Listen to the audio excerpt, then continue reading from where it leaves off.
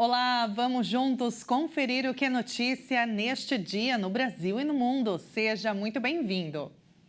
A gente abre esta edição com um alerta, viu? O Brasil vai enfrentar uma onda de calor sufocante em setembro e promete ser a mais intensa do ano, então já se prepara. Segundo a Climatempo, o fenômeno vai começar a partir de segunda-feira e a previsão é que atinja boa parte do país, principalmente as áreas centrais e no centro-oeste. As temperaturas devem bater novos recordes nos próximos dias. Setembro pode ser comparado pelos brasileiros a um deserto. O tempo seco e a umidade do ar abaixo de 12% vai se estabelecer em todo o território nacional. Segundo as previsões do Climatempo, o calor deve iniciar na segunda-feira. Porém, a estimativa dos meteorologistas é que essa nova onda de calor acabe em meados da segunda quinzena de setembro. O frio pode chegar a partir do dia 19 de setembro. Os estados que podem ser mais afetados são Goiás, Mato Grosso do Sul, São Paulo, Rio de Janeiro, Brasília, entre outros estados. Em algumas regiões, o termômetro poderá registrar mais de 40 graus e em outras deve se aproximar desse número. Ainda de acordo com a empresa de meteorologia, o fenômeno é comum durante esta época do ano. No entanto, nos últimos anos, essas ondas de calor têm ficado cada vez mais fortes e demoradas. Inclusive, esta pode ser a onda de calor mais intensa de 2024. E olha, o Rio Solimões, no Amazonas, tem enfrentado uma estiagem severa. Nas últimas 24 horas, o nível do rio já baixou mais de 16 centímetros. A bacia do Rio Amazonas enfrenta um cenário de grande seca e algumas regiões podem registrar cotas mínimas históricas. De acordo com projeções do Serviço Geológico do Brasil, há 65% de probabilidade do Rio Solimões chegar à menor cota já observada. O Rio Solimões atingiu nesta sexta-feira o nível mais baixo já registrado na história. A cota medida foi de menos 0,94 centímetros na calha do Alto Solimões, interior do Amazonas. O número está atualmente negativo, justamente por estar abaixo da régua de medição. Os dados apontam que esta é a maior seca, pelo menos dos últimos 40 anos na região. O Alto Solimões, onde se atingiu a menor cota já registrada, é a porta de entrada do rio no Brasil.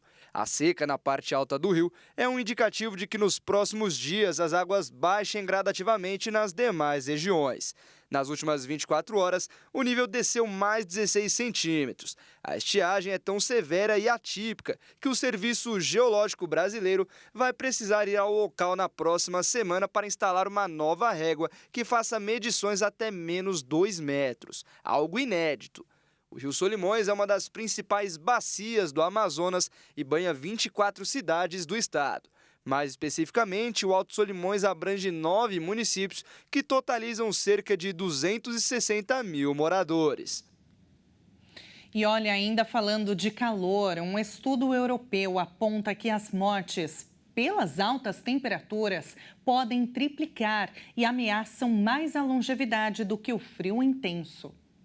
Nos últimos dias, grande parte do Brasil enfrentou uma onda de frio intensa, causando, entre outras tragédias, a morte de pessoas em situação de rua por hipotermia. A indignação gerada por essas mortes coincidiu com a divulgação de novos dados do Censo 2022 pelo Instituto Brasileiro de Geografia e Estatística, que revelam o envelhecimento acelerado da população brasileira, com a taxa de fecundidade atingindo níveis europeus de 1,5 filho por mulher e a expectativa de vida média crescendo para 76,4 anos, o país se prepara para enfrentar novos desafios relacionados ao clima. Enquanto o frio extremo continua a ser uma preocupação, um estudo recente do Centro de Pesquisa da Comissão Europeia alerta que o calor poderá representar uma ameaça ainda maior para a longevidade.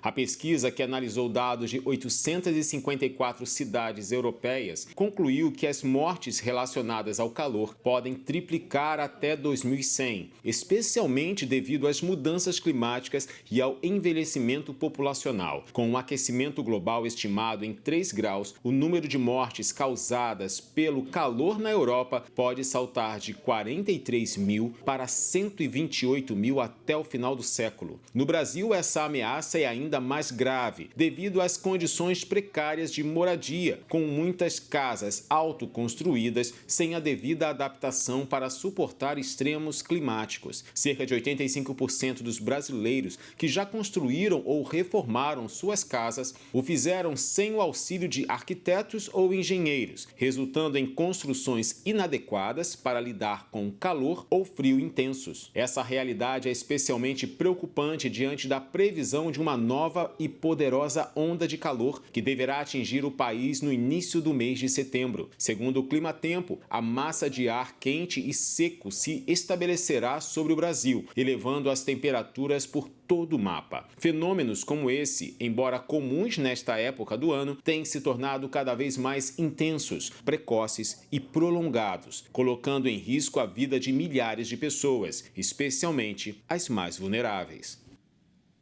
Pois é, e ainda falando de saúde, só que olha só, uma pesquisa alarmante. Aumentou nos últimos anos o número de mulheres grávidas que fumam. É isso mesmo, viu? O estudo foi revelado pelo INCA na semana em que é lembrado o Dia Nacional de Combate ao Fumo.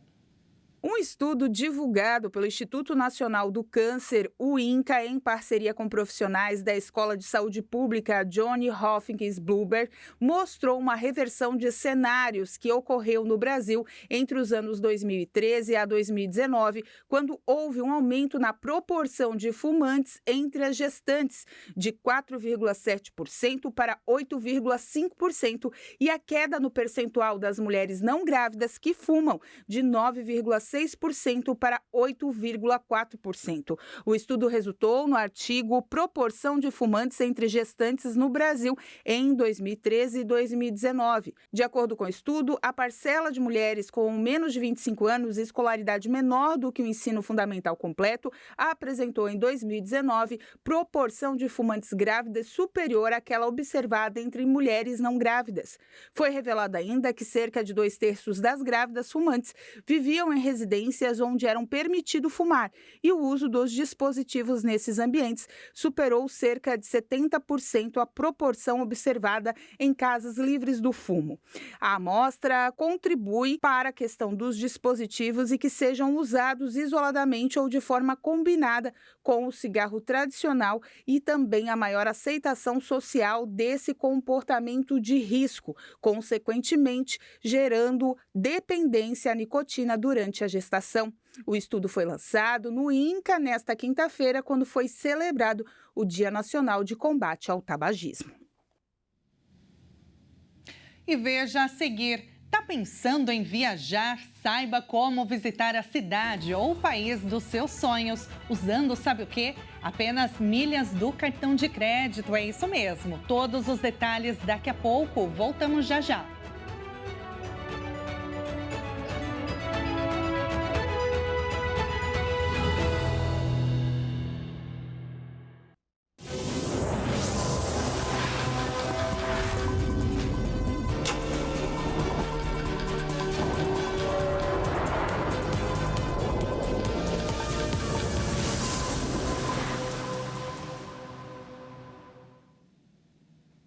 Nós estamos de volta com as principais notícias. Vamos juntos. Agora vamos falar de saúde, porque tem uma boa notícia, viu? Mato Grosso do Sul tem registrado avanços significativos na cobertura vacinal de crianças neste ano, superando os índices do ano passado.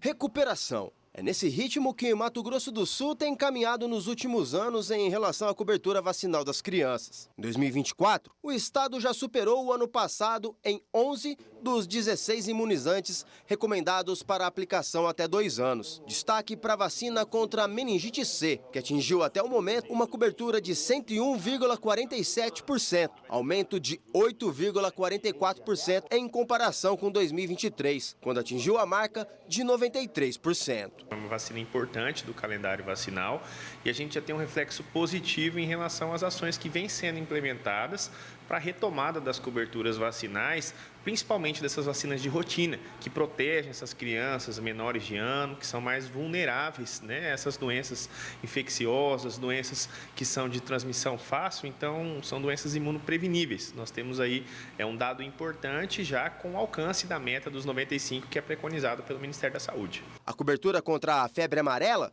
essencial para prevenir surtos em áreas de risco, saiu de 79,5% para 82,99%. Já a imunização contra a poliomielite, crucial para a erradicação da doença no país, avançou de 82,82% para 87,32%. Nós temos aqui o Brasil já com a erradicação da poliomielite, entretanto nós precisamos manter altas coberturas vacinais para que não haja a reintrodução desse vírus. Outro imunizante que também teve um ligeiro crescimento, saindo de 81,86% no ano passado para 83,84% esse ano, foi a DTP, que protege contra difteria, tétano e coqueluche. Essa última doença preocupou as autoridades de saúde pelo aumento nos números de casos este ano. Ela acomete aí principalmente as crianças menores de ano, que é aquela doença da tosse comprida, né? E nós vivenciamos aí nos últimos meses um cenário de surtos, né, em outros países que fazem divisa aqui, e isso acendeu um alerta aqui no Brasil, no Mato Grosso do Sul, que é uma região fronteiriça também, onde a gente tem aí uma circulação diária de pessoas que migram ali na fronteira, por isso é importante a gente manter uma boa cobertura vacinal.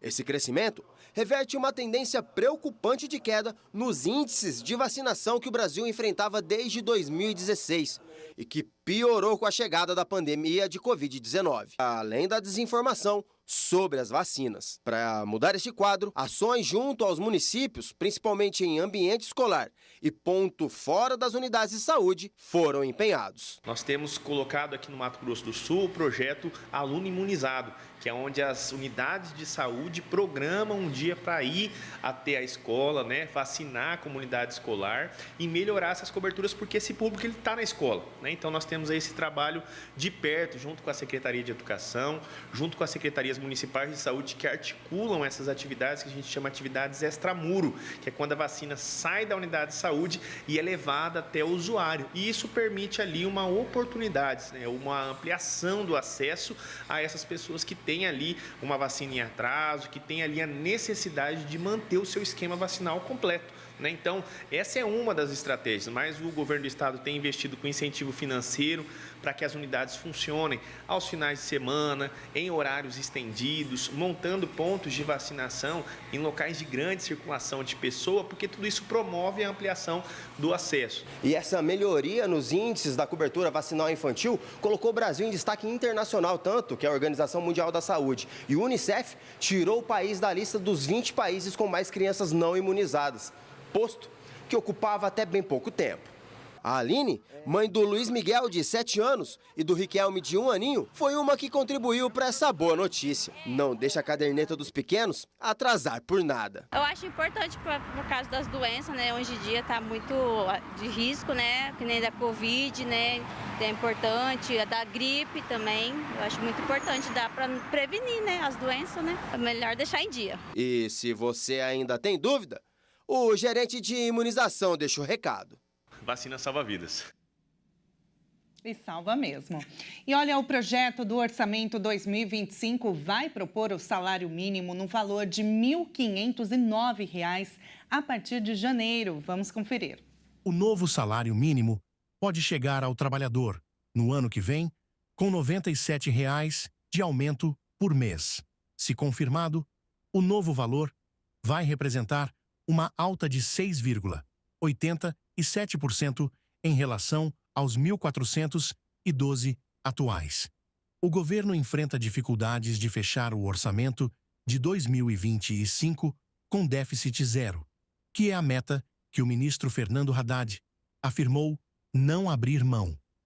O reajuste do salário mínimo será aplicado a partir de janeiro, ou seja, no salário que o trabalhador receber de fevereiro em diante. O percentual ainda pode mudar até dezembro, quando o Congresso aprovar a versão definitiva do orçamento. O percentual varia porque em 2023 o presidente Lula propôs e o Legislativo aprovou uma lei para garantir que o salário mínimo seja ajustado acima da inflação, isto é, tenha ganho real. A fórmula leva em conta a inflação oficial do país e o ritmo de crescimento do produto interno bruto, que é a soma das riquezas produzidas pelo país nos 2 anos anteriores. E o Brasil registrou a menor taxa de desemprego da história para o trimestre encerrado em julho. A população ocupada atingiu 102 milhões de pessoas. É um novo recorde da série histórica. A taxa de desemprego no Brasil baixou a 6,8% nos meses de maio, junho e julho, uma queda de 0,7 ponto percentual em relação ao trimestre encerrado em abril. O resultado é o menor para o período da série histórica iniciada em 2012. Os dados são da Pesquisa Nacional por Amostra de Domicílios, divulgada pelo IBGE. A pesquisa mostra que 7 milhões e 400 mil brasileiros não ocupam vaga de trabalho. O número de desocupados diminuiu no trimestre 9,5% ou menos 783 mil pessoas, e no ano a queda foi de 12,8%, ou cerca de 1 milhão e 100 mil pessoas. Já a população ocupada atingiu 102 milhões no trimestre encerrado em julho, novo recorde da série histórica. O aumento se deu nas comparações trimestral e anual, com mais 2 milhões e 700 mil pessoas. Além disso, o número de trabalhadores com carteira assinada também bateu recorde, chegando a 38 milhões e meio. Além do trimestre, houve alta também no ano, com mais de 1 milhão e meio de pessoas. E o número de empregados sem carteira no setor privado foi recorde, com quase 14 milhões. No ano, o número subiu com mais 689 mil pessoas. E agora a gente muda de assunto. Você sabia que é possível viajar pelo Brasil e pelo mundo apenas usando as milhas do cartão de crédito? Existem diversas técnicas para potencializar esse sistema. Vamos ver.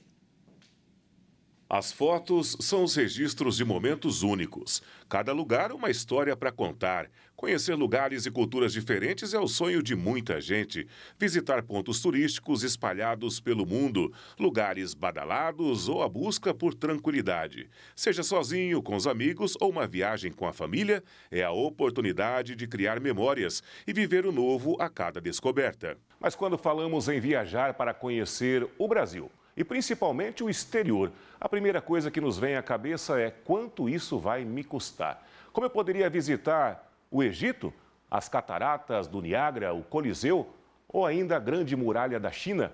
Existe uma maneira de realizar esse sonho, gastando muito pouco, e muita gente desconhece. E se conhecem, muitos não sabem que existem maneiras diferentes de turbinar as milhas do cartão de crédito e conseguir grandes oportunidades. Inês já viajou para mais de 20 países utilizando a técnica de milhas. Mas para isso, buscou logo no início estudar sobre as possibilidades de aproveitar ao máximo esse sistema. Eu sonhava em viajar muito e conhecer o mundo. E claro que viagens são sempre muito caras e eu queria um jeito de baratear isso. Então, naquela época, eu já sabia que existia a possibilidade de usar milhas do cartão de crédito, mas não sabia bem como fazia isso e não tinha quem me ensinasse. Então eu fui em busca de conhecimento, fui procurar como fazer para viajar com milhas. E desde então foi uma saga, eu fui me especializando nisso e utilizei essas estratégias e viajei para mais de 20 países com a família toda. E foi o que ela fez. Iniciou um trabalho para transmitir todas as técnicas para outras pessoas que possuem o mesmo sonho de conhecer lugares diferentes, aproveitar com o mínimo de custos suas férias e seus passeios. De forma presencial, é uma mentoria presencial com 5 módulos. Então, eu começo ensinando qual o melhor cartão de crédito para cada perfil de viajante, de perfil de gastos, enfim. São vários critérios para você chegar à conclusão de qual é o melhor cartão para você.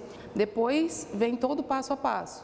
Os clubes de fidelidade, a potencialização do acúmulo de milhas, porque daí você vai entender que não é só o cartão de crédito que te dá pontos e milhas, né? Tem muito mais aí.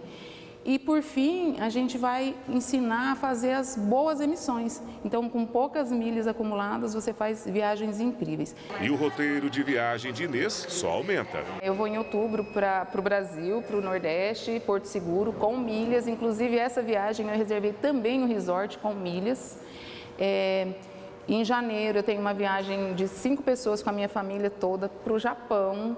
E é uma estratégia maravilhosa, porque essas passagens eu comprei e eu ainda não paguei, ela está no fiado.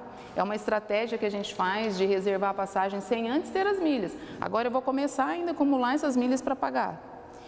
E em julho eu faço aniversário de casamento, 30 anos, então nós vamos para a Europa, eu e meu marido, também com milhas de executiva. Suzana tinha conhecimento, assim como a maioria das pessoas, sobre milhas, mas percebeu durante o curso que havia muito mais a aprender. Eu achava que eu sabia alguma coisa e durante a mentoria eu descobri que muita coisa eu tinha perdido a oportunidade de ter melhorado as minhas viagens, de ter gastado menos nela por desconhecimento. E diz aí, Suzana, já tem viagem marcada? Vai ser para a França, a gente vai para Paris em novembro. Já está emitido as passagens já, eu e meu marido. Tudo nesse sistema? Tudo nesse sistema. Muito legal, né? E esta edição fica por aqui. Muito obrigada pela sua companhia e continue ligado na nossa programação. Tchau, tchau.